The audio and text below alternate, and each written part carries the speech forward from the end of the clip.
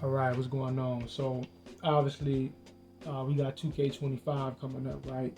So, and although I haven't really been posting that much this year, as a way to recap 24 and transition into 25, I want to actually start to post more videos, right? Just to get a smooth transition over and kind of put everything into proper context, and to zero in on a lot of the changes, right?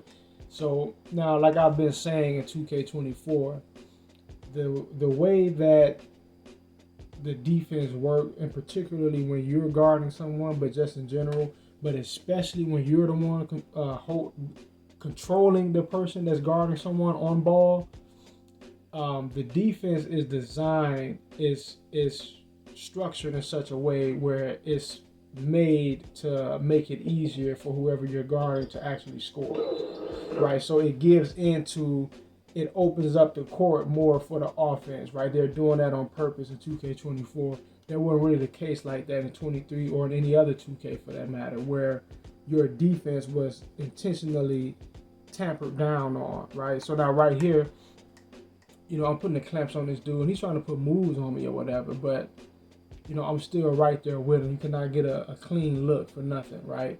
So now he shoots that up. Now pay attention to what happens right here. He shoots that. Rebound comes down. Now I feel like I should have got it, but that's not even the point of this video. When he decides to go back up, look at my man's feet, right? A lot of times it just takes for you to look at the feet in order to really understand how you're getting fucked over in 2K, right? Look at his feet. Watch this.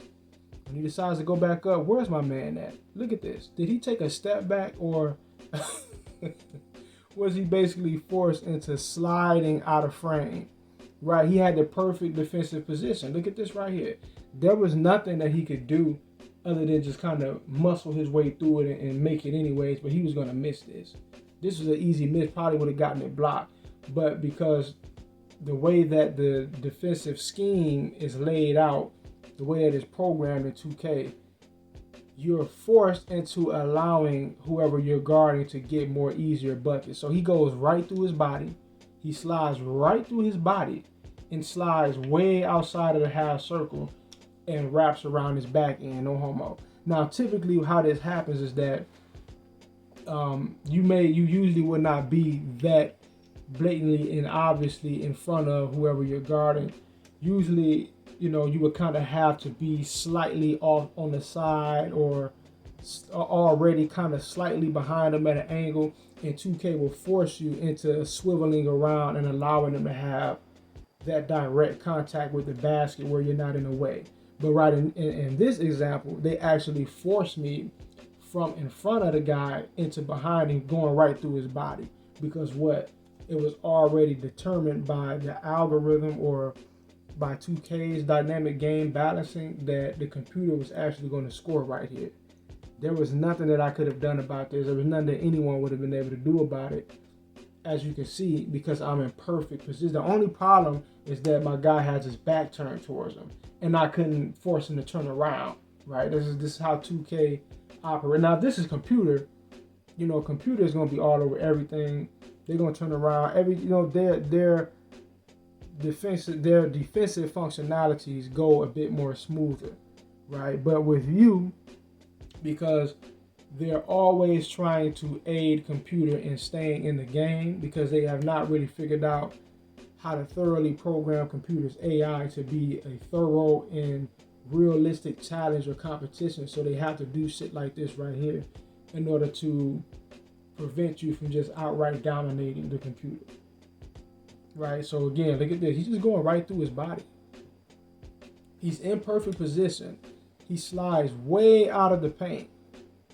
Right, I don't mean to beat on a dead horse, but we actually have to look at stuff like this. So a lot of dudes are getting frustrated with 2K.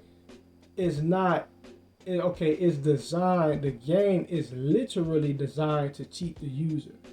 Not for microtransactions or anything like that. Some people make that argument, but that could be a part of it, but it's more so based upon their inability to make the game feel like a real challenge where the computer's AI. So for instance, if you're just dominating the computer and you're using one play every single time. One play, or one move every time, one move every time.